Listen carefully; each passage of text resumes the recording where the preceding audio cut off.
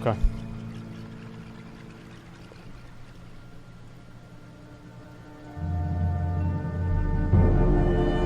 Hey guys, what's up? MadSeason here, back with another episode. Is this the Grand Marshal grind series? No, not that kind Let's of grinding. See. In the last episode, we went over the Insane title in its original form, pre-Cataclysm. A pretty extreme grind, but there are others that some would argue are just as tough, if not tougher. It's not... Oh, sorry, I didn't mean to click ahead. It was not that hard. Hey guys, like Insane the last episode, was not that hard. But I did do it after Shendalar got removed. Insane on day one was extremely difficult to do, though. We went over the Insane title in its original form, pre-Cataclysm. A pretty extreme grind, but there are others that some would argue are just as tough, if not tougher. Okay. So, in no particular order, here's 5 more. First up, we have the Winter Saber Trainers, pre-Cataclysm. Okay. This is an Alliance-only faction, this is actually in its original state, if you grinded out reputation with them until you were exalted, you would get the Winter Spring Frost Saber mount. Since Cataclysm, you can just do a daily quest 20 times to obtain the mount, but there was a Draenei on my server that had this mount before they made the change. It was absolutely disgusting. Before then, it was much more grindy. You of course started at neutral and had just one repeatable quest called the Frost Saber Provisions. For this one, you had to gather 5 each of Shardtooth meat obtained from killing bears in the area, and Chillwind meat obtained from chimeras. And these meats had a pretty low drop chance, around 10 to 20% I'd say. But completing this gave you 50 rep each, and the way the whole reputation worked was that you could unlock more reputable quests the higher reputation levels you obtained. Yep, I did this. So, at 1500 points into neutral, I didn't do it you unlocked another one called the Winterfall Intrusion, which required you to kill 5 each of Winterfall Shamans and Ursas in a Furbolg village to the south. Again, reputable infinitely, and it gave you 50 reputation per turn-in. The last unlock was at the Honored level, called Rampaging Giants. I did this a lot. This required you to kill 8 elite enemies at the other end of the map. 17 million damage. It did give an extra 25 reputation, but the difficulty of the enemies and the travel time made it too slow. This is fucking hard to do. As a result, people usually just stuck with the first 2, and the general strategy was to head to the Furbolg village, and on the way there and back, kill any bears and chimeras you saw to try to complete the meat quest, and just rinse and repeat that about 800 times until you were exalted. Now, this did vary depending on... I did this back in the day. It was really fucking hard. It was extremely annoying, and it's the way it goes, obviously, but I remember whenever I was trying to be really efficient with this, I actually put my hearth in Everlook so I could save about 5 minutes every hour. That's how insane this grind was. It was fucking ridiculous. And how crowded things were. Claim you did everything. Well, I mean, it's on my armory. It's not like it's a secret if I did this or not. If the village was constantly camped, it was probably worth trying to kill those elites all the way on the other end of the map. Easier said than done though if you're talking current content. So, that's a lot of grinding to say the least. Next, let's go over one that only takes 1 kill. It's our first non-reputation grind, and that's the time-lost Proto-Drake. Yep. That sounds pretty easy. Just 1 kill. He spawns in the Storm Peak zone in Northrend, and he even drops a mount at a 100% Everybody chance. has this mount nowadays. So, what the heck is he doing on this list? Well, for a few reasons. One is, he doesn't spawn at any one location. There are a few different eligible... Think about this. Greek got this mount. Like, you know what? Let me show you guys. Look at this right here. Time Lost Proto Drake. 7 years ago. Greek God X.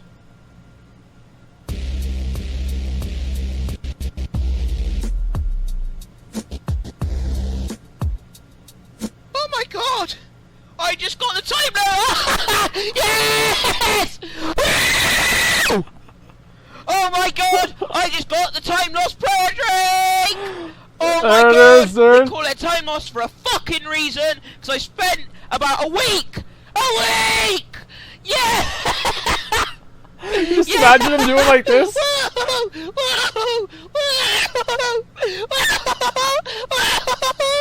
Yes! Yes! I come back from eating lunch. I was like, you know what? I'll have some lunch. I come back. All I could hear was this, right? This is what I could hear, alright? This is my add-on. This is what it finds, right? Add-ons, NPC. I could hear this. And I was like, wow! Wow! I had the same add-on. I literally had the exact same add-on. That thing, and I shit myself! Okay, guys, I'm gonna make a Minecraft video pretty soon. That'll be fun. Okay, there you go. That was a great video. So yeah, Greek God X, the WoW legend, he actually almost got the Time Lost Proto Drake before me. Actually, he might have. He might have gotten the Time Lost Proto Drake before I did. I really hope that's not the case. I've been farming it for 10 years, I still don't have it. Then you haven't been farming it for 10 years. Full spawn points. And he doesn't sit still. He patrols the area on a set flight path, and you have to keep an eye on about 50% of the zone. He also has a respawn timer that varies between 8ish to 20ish hours. It seems random. Okay. But he doesn't always spawn. He actually shares a spawn with another flying dragon called Viragosa, and no one cares about her really. It's also not a 50-50 chance. In fact, it seems like the Proto Drake is almost a rare spawn of Viragosa, meaning that normally Viragosa spawns at these points, and the Time Lost has a small chance of spawning instead. That's a very good. And to top it all off, even to this day, nearly 9 years later, it's still heavily camped, and if you go to the Storm Peaks, you're pretty much guaranteed to have multiple people waiting at each spawn point. So, in essence, we have a rare spawn that rarely spawns every 8 to 20ish hours from another rare spawns at 4 different locations, who also patrols around 50% of the zone depending on where it spawned. And it's also heavily camped 9 years after the release of its expansion. There's a reason why it's called the Time Lost Proto Drake. Alternatively though, you can just buy it off of the black market auction house, if it pops up there that is, and if you have a mountain of gold.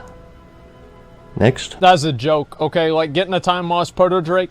Here's what I would do to get the Time Lost Proto Drake. I would literally just go AFK. Like that's the only thing. I went AFK for long enough and the mount eventually spawned. Like it wasn't really a grind. You just had to sit there for a long time. And our spawn time was nerfed? I don't even fucking know. Because nowadays, if one person tags the Time Lost Proto Drake and you're in a group of 5 people, all 5 people get the mount. You guys might not know that, but yeah. So you should farm the Time Lost Proto Drake in groups of 5. That way everybody gets the mount. We have some PvP reputations, and this is where people's experiences may have varied. Oh, they changed it? Okay, specifically, I wanted to talk about the Arathi Basin reputation, which is the League of Aerithor for Alliance and Defilers for Horde. This was a joke, and the Warsong Gulch reputations, which were the Silverwing Sentinels for the Alliance and Warsong Outriders for Horde. At most Again, 500 hours. Talking pre-Cataclysm here, these took a very, very long time to grind. I think they still take a decent amount of time to get to Exalted, but before the release of Crossrealm Battlegrounds way back when, it was ridiculous. In my case specifically, I was on the Khadgar server on the Alliance side, and we vastly outnumbered the Horde in population. Was not hard. As a result, it wasn't uncommon for queue times to be hours long even during prime time, and to top it all off, we sucked. To get reputation with these factions, we had to cap flags in the Warsong Gulch, or get a certain amount of resources Each flag in the cap was 35 rep, I believe. And in the case of my server for the Alliance, 35. It was nearly impossible. 2-hour-long queues, and a lot of the time, no reputation. The only thing that made it possible was that, back then, you could get these tokens for playing the battleground. If you won, you got 3, and if you lost, you only got 1. And, correct me if I'm wrong here, but I believe you could turn in 3 at a time for a bit of honor and a small amount of reputation. You got 100 reputation. And in my case, that was the main way of grinding it out, since we very rarely won either battleground.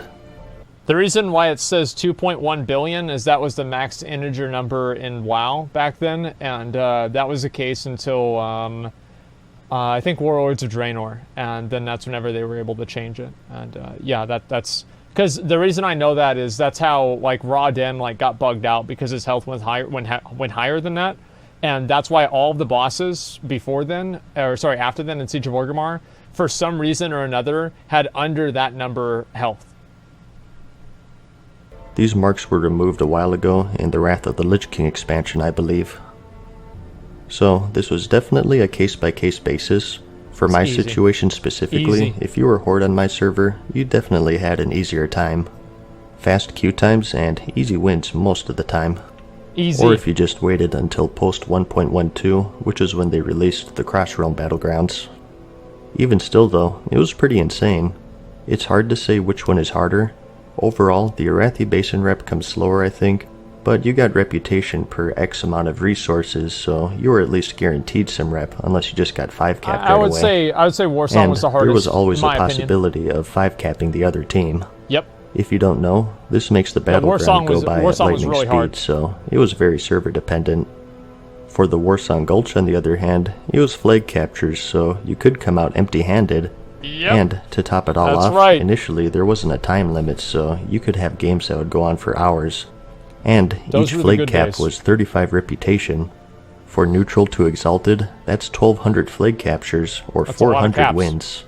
So, even with fast queue times and easy wins, that's a headache right there. Well, you would turn into tokens too, which gave you a lot. A lot of people ask why I have such a random so you looking keep that in mind transmog, as well. And in the case of the Tabard, it's sort of a memento of one of the hardest grinds I ever did in the game. Yep, I have it. It's the Silverwing Sentinel Tabard, it's not a big deal. Which required Exalted with the Silverwing Sentinels. It's a joke. Yeah, I probably played a little too much back then. No. In the case of Warsong Gulch, things have been made a bit easier over the years. You now get more reputation with flag caps, rep per and cap? the new Warsong Scramble Brawl I heard God, is a really fast way to max it out quickly.